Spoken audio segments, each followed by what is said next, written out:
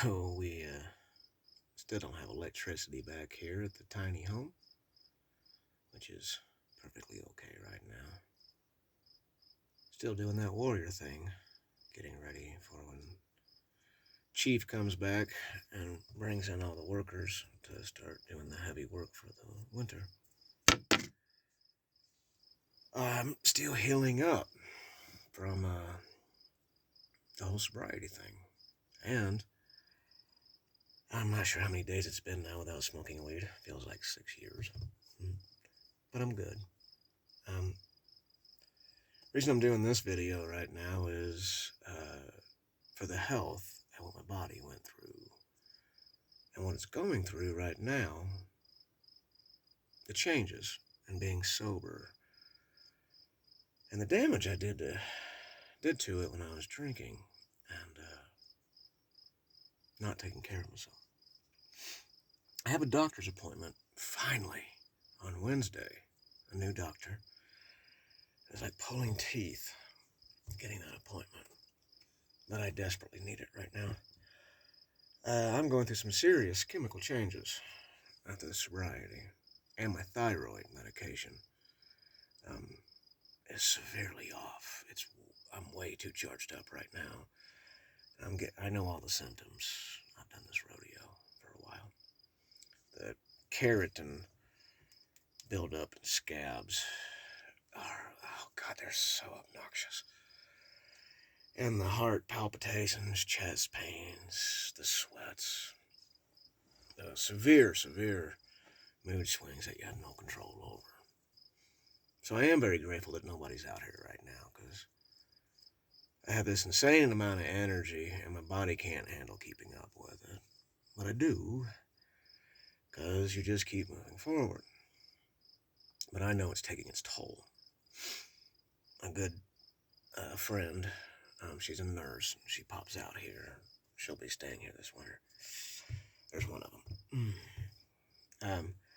We went through the list to make sure, I was like, do I need to go to the ER? Because I hate the fucking ER. I've been there so much.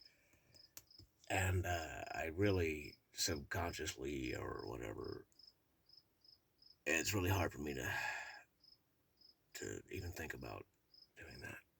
Because for those of you that follow the stories and all that, about a year ago, year and a half, with all the health that's just going on, I also had that severe testicle thing going on that Jesus. At one point, doctor shoved needles in there to try and numb the stuff, and just thinking about that almost brings me to fucking tears, because it was just so nightmarish. It triggered the PTSD stuff so bad.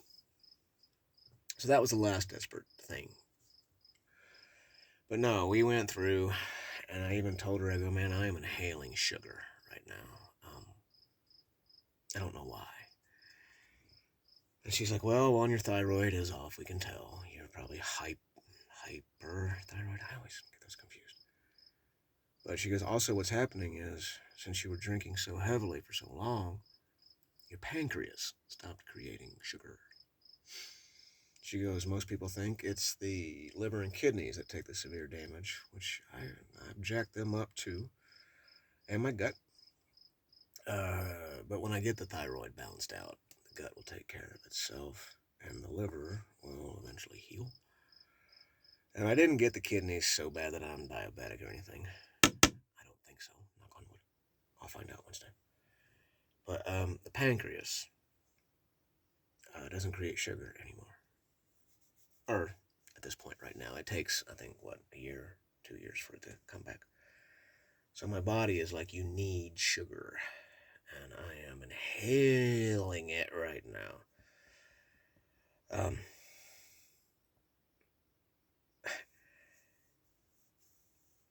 For the longest time, I kept all this inside, and tried to be the happy persona drunk guy, telling stories and whatnot. Because I didn't want my close friends to see all the damage I was doing to myself and the damage that the fucking fucks did from when I was a kid. that was wrong. Oh shit, I dropped my, where'd it go? This is my helpful thinking device because my hands don't work very well right now. I can't write, can't focus long enough to do my job, which really sucks. And then you get these mood swings where you just start crying because the thyroid is so off. I know all of this stuff, and I'm like, okay, it's all good, man.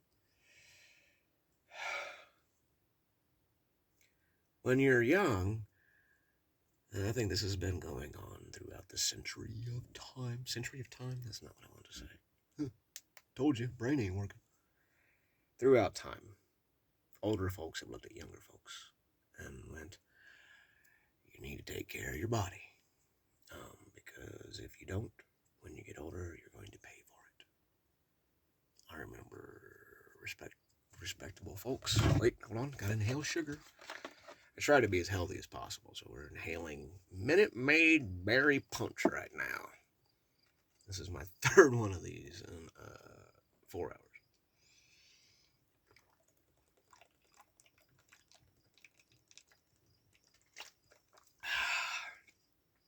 Good times when your body's like a freight train with a foot to the gas pedal. Good times. Anyway. And then you have this, where it's just overwhelming. I remember people I respected telling me that when I was young. And I would look at them and go, oh, okay, whatever. I think even a couple of times I said, I don't want to live to be old. I want to burn out and not deal with the stuff inside my head. And I tried like a motherfucker to do that. Never had the weakness to end it myself. But boy, I sure did try to find life and other people to do that for me. And I came really close. But it's true. Now I'm paying the toll. And I understand it, and I'm perfectly fine with paying the toll. Because the important thing now is I have very, very good friends. I have a great home now. And I have a job that suits me perfectly. And being out here in the middle of nowhere in the desert fits me very, very well. And I have a reason that I want to stick around. I want to make a good impact and inspire and influence people in the best way I possibly can.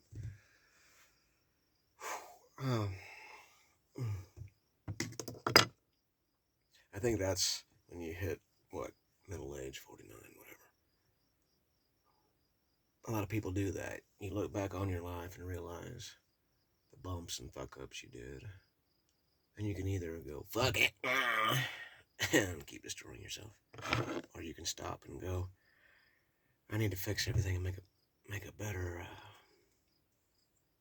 life for me, my friends. And try and make the song better. Because, man, last year, a lot of people feel the same way I do, where it just got overwhelmed with so much corruption, the world collapsing into just this chaotic shit. And at one point you think, what's the fucking point of trying to be a good person and be positive and happy when there are forces that just don't want that to happen? And that was when I hit the road again and went, fuck it. I don't think I care anymore. But I was wrong. This is what good people do, is you pull your pants up, keep moving forward, and fight those forces. So Wednesday, I get to go to the doctor, and I'll give her the long list of all the things we need to fix and check to make sure I haven't really boogered myself up to the point that it'll be not a good time in life. I got the appointment, and somehow I'll get there. I'm trying to find a ride now, and everybody I know is either they're out of town or they can't do it. But But I'll get there. If I have to walk from fucking Tombstone to Douglas, I'll do it. And with the hyperthyroid like it is, that may not be a problem. The reason I'm doing this video right now is I've got this. And I tell people that because a lot of my friends know how strong I am, and how my will, the warrior in me and the will, I will fight through almost anything and make it.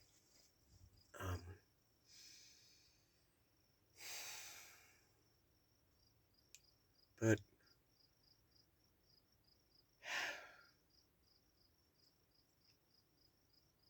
there's my brain fart. My brain stops working sometimes. It is hard. Life is hard sometimes.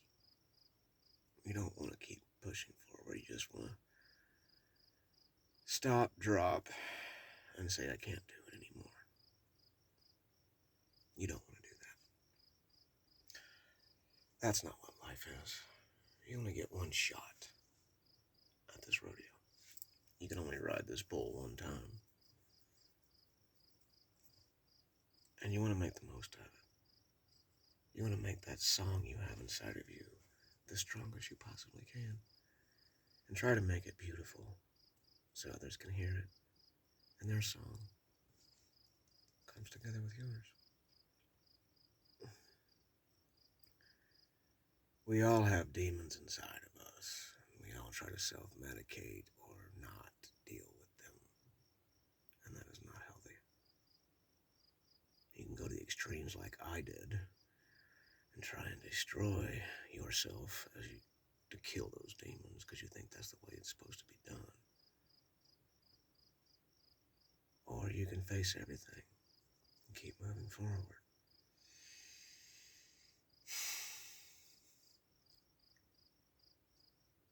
I didn't want to jinx it. I'll knock on wood. I may have a dog in my life on Monday. 3-legged German Shepherd. That was a police dog. Friend of mine. A wonderful woman. I have such a deep respect for her. She's a badass. She contacted me yesterday and said, hey, I may have found a dog for you. So I'm hoping that she can pick it up Monday and I'll have a dog in my life. That'll be wonderful. And Wednesday, I will get to the doctor. I don't know how yet, but I will. And I'll get this thyroid medication balanced back out. And most of this will go away. All this shit. The fucking crying for no reason. And then these severe hard-ons for hours, which, dear God, if I was dating somebody, they'd be very happy about that. I am grateful my body and libido and penis still work. He's been my best friend since junior high. For the longest time, it was me and him and Friday night videos. I was always praying for a good Duran Duran or Prince video. Anyway, I'm not going to be able to get any sleep tonight because when your thyroid is all fucked up, you get huge bouts of insomnia. The fibro hardly bothers me anymore. I mean, I know all the shit going with me right now is the thyroid and not the fibro.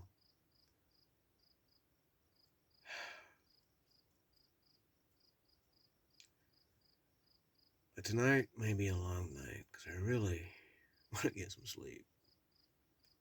But it's not happening and you can't stress about it. So what I'll do is probably keep rambling into the camera like this. I do have to finish reading my novel and recording that. But this is how I stay connected to you folks. Close friends who like me at a distance because I'm a little intense. And I love them all very much and I understand. And I'll probably try and do some romantic stuff tonight. Fight through the brains not working. And speak from my heart. Because I do believe in love and romance.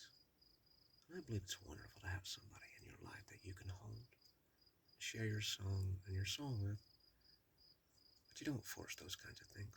They happen how they're supposed to happen. So for those of you that struggle, especially with the alcoholism, addiction, your anxieties, that they just cripple you, no, you're not alone. You have somebody like me that shares the most personable.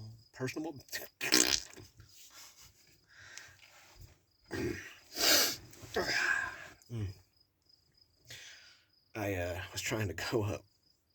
The mailbox is 2 miles up the road. I mean, the road is not a road, especially with these monsoons right now. And I was riding a beach bike, which is not an off-road bike. Fucking chain came off and I flipped over the handlebars. And I swear, this left side of my body has been through hell. So yeah, I also got that jacked up too. That made me laugh. I was like, really? Really? We're fucking doing this? So this ramble was brought to you by someone who believes in what they do. And hopefully I can inspire and influence other folks to believe in themselves. Or there'll be some twat waffles that text, my favorite one, which I actually unfriended and banned this fucker finally. Toothless fucking ex-meth head alcoholic douchebag twat waffle fuck that I grew up with in my hometown. Loves to just fucking jump on me. Tell me how much of a horrible fake person I am. And there's those people out there. A friend of mine, I don't know where she got the phrase, but she told me, haters are always going to hate, and creators are always going to create. I am not a hater. I am a creator. And I always will be. So, there you go. More personal, intimate stuff that most people will not reveal, but I do it like it's a common thing. 17 minutes of ramble. Time to go look at the stars for a while and see if I can be creative. Y'all keep searching for the music between the music. Keep trying to find the notes between the notes. Your vibe attracts your tribe, and we're all in this together. Ciao, Bella. Ciao, Bella.